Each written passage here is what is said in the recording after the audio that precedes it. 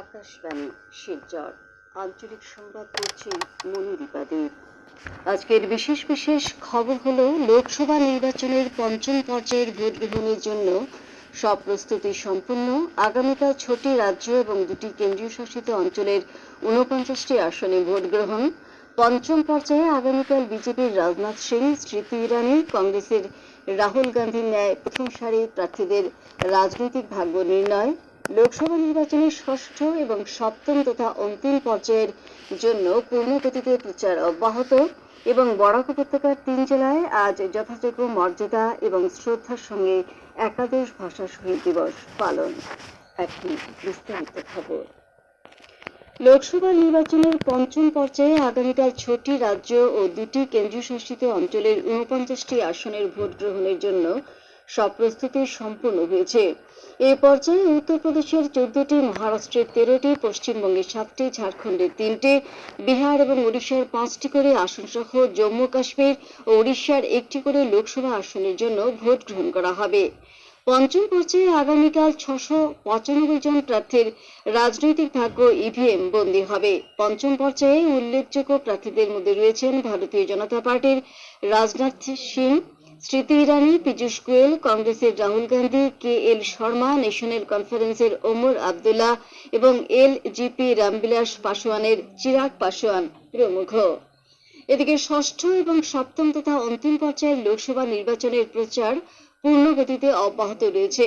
প্রবীণ BJP নেতা তথা প্রধানমন্ত্রী নরেন্দ্র মোদী আজ ঝাড়খণ্ডে জামশেদপুর আসনে দলীয় প্রার্থী বিদ্যুৎ মাহাতোর পক্ষে প্রচার চালান। এবারের লোকসভা নির্বাচন দেশের বর্তমান এবং ভবিষ্যৎ শক্তিশালী করে তুলবে বলে শ্রী মোদী মন্তব্য করেন। তিনি দেশের উন্নয়নের জন্য ব্যবসায়ীরা অত্যন্ত গুরুত্বপূর্ণ বলেও উল্লেখ করেন। প্রসঙ্গত তিনি কংগ্রেসের তীব্র সমালোচনা করে বলেন যে এই দল সবসময় ব্যবসায়ীদের দেশের শত্রু হিসেবে গণ্য করে আসছে। ব্যবসায়ী এবং বিনিয়োগকারীদের বিরোধিতা করলে জনসাধারণের কর্মসংস্থান লাভের ক্ষেত্রে অসুবিধার সৃষ্টি হবে বলে তিনি মত প্রকাশ করেন। শ্রী মোদী বর্তমান নির্বাচন প্রসঙ্গে অর্থনীতি, যুব প্রজন্মের মধ্যে নতুন সুযোগ, কৃষি, ক্ষুদ্র এবং মাঝারি শিল্পকে নিয়ে আলোচনার বিরোধিতা করার জন্য কংগ্রেস এবং ঝাড়খণ্ড মুক্তি মোর্চার তীব্র সমালোচনা করেন। ঝাড়খণ্ড জামশেদপুরের নির্বাচনী সভা শেষ করে শ্রী মোদী পশ্চিমবঙ্গে পুরুলিয়া, বিষ্ণুপুর এবং মেদিনীপুরে মোট 3টি নির্বাচনী সভায় অংশগ্রহণ করে দলীয় প্রার্থীদের পক্ষে প্রচার চালান।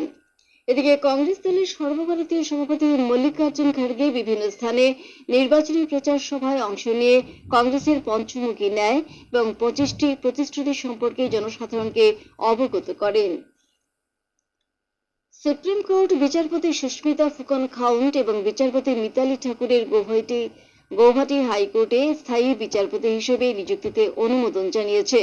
সুপ্রিম কোর্টের প্রধান বিচারপতি DY চন্দ্রচূড়ের নেতৃত্বে গঠিত কলিজিয়াম গৌহাটি হাইকোর্টের স্থায়ী বিচারপতির নিযুক্তির জন্য অতিরিক্ত এই 2 বিচারপতির নামে অনুমোদন জানিয়ে ইতিমধ্যে কেন্দ্রীয় সরকারের কাছে প্রস্তাব প্রেরণ করেছে।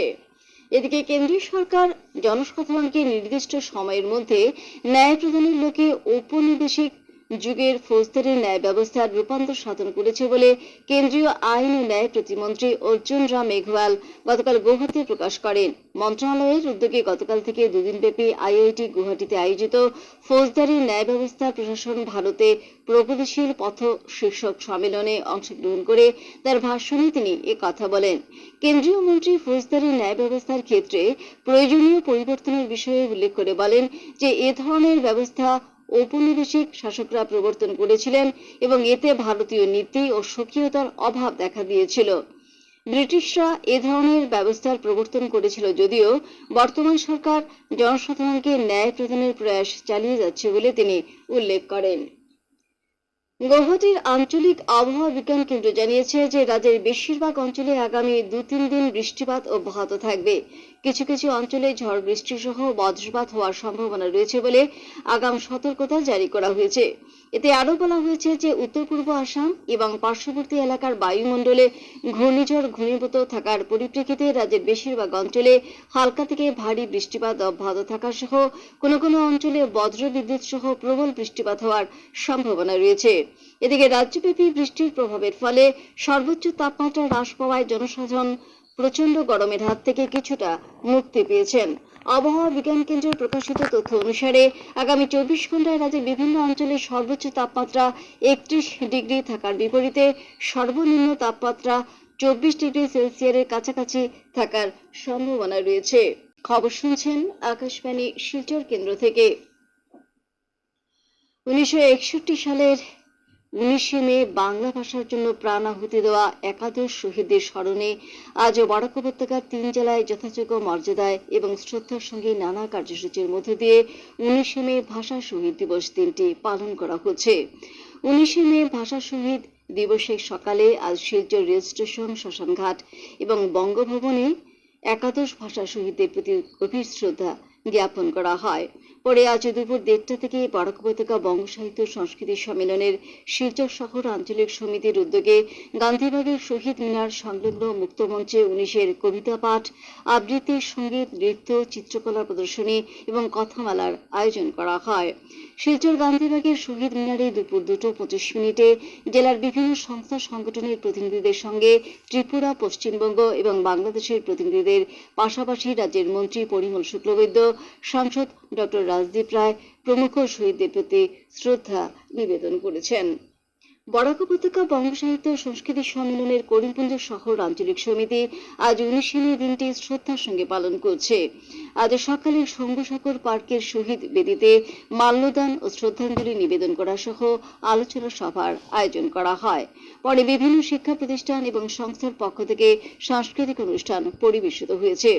আজকের অনুষ্ঠানে উত্তর করিমগঞ্জের বিধায়ক কমলেখা দেবপ্রকাশত, শিক্ষাবিদ ডক্টর রাধিকা রঞ্জন চক্রবর্তী সহ বিভিন্ন সংস্থা সংগঠনের প্রতিনিধিরা উপস্থিত ছিলেন। হাইলাকান্দি জেলায়ও আজ বিভিন্ন কার্যসূচির মাধ্যমে একাদশ ভাষা শহীদদের স্মরণ করা হচ্ছে। এ উপলক্ষে বরাক উপত্যকা বঙ্গ সাহিত্য সম্মেলনের হাইলাকান্দি জেলা সমিতি এবং হাইলাকান্দি পৌরসভা বেশ কিছু কার্যসূচি গ্রহণ করেছে। সে অনুসারে আজ সকালে শহরের ভাষা শহীদ স্মারকস্থলে মাল্যদানের পর শোভাযাত্রা ও আলোচনা সভার আয়োজন করা হয়েছে।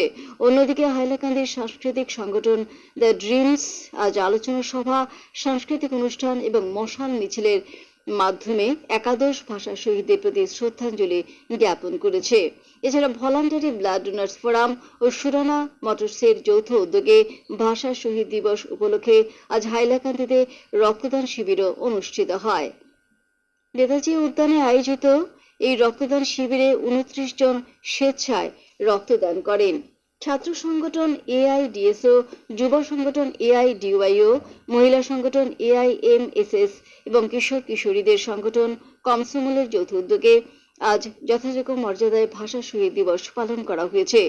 সংগঠনগুলির পক্ষ থেকে শিলচর শ্মশানঘাটের শহীদ স্মৃতিস্তম্ভ, শিলচর রেল স্টেশন এবং গান্ধীবাগের শহীদ মিনারে ভাষা শহীদদের প্রতি শ্রদ্ধা জানানো হয়েছে।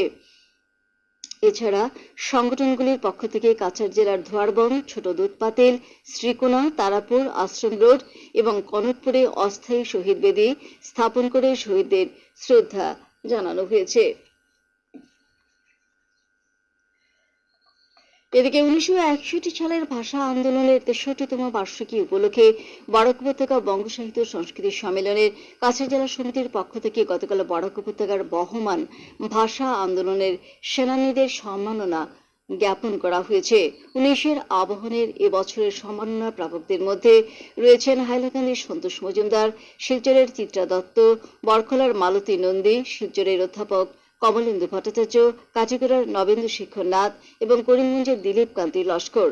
একই সঙ্গে আয়োজিত আলোচনা সভায় আলোচক হিসেবে ছিলেন বাংলাদেশের টাঙ্গাইলের major general Mahmudul Hasan, degree কলেজের বাংলা বিভাগের বিভাগীয় প্রধান ও ছায়ানীরের নির্বাহী পরিচালক লুৎফুর রহমান এবং আসাম বিশ্ববিদ্যালয়ের বাংলা বিভাগের অধ্যাপক শান্তনু সরকার। শেষ করার আগে খবরের বিশেষ অংশগুলো আবার পড়ছি। লোকসভা নির্বাচনের পঞ্চম পর্যায়ের ভোট গ্রহণের জন্য সব প্রস্তুতি সম্পন্ন। আগামীকাল 6টি রাজ্য ও 2টি কেন্দ্রশাসিত অঞ্চলের 49টি আসনে ভোট গ্রহণ। পঞ্চম পর্যায়ে আগামীকাল বিজেপির রাজনাথ সিং, স্মৃতি ইরানি, কংগ্রেসের রাহুল গান্ধীর মতো প্রথম সারির প্রার্থীদের রাজনৈতিক ভাগ্য নির্ণয়।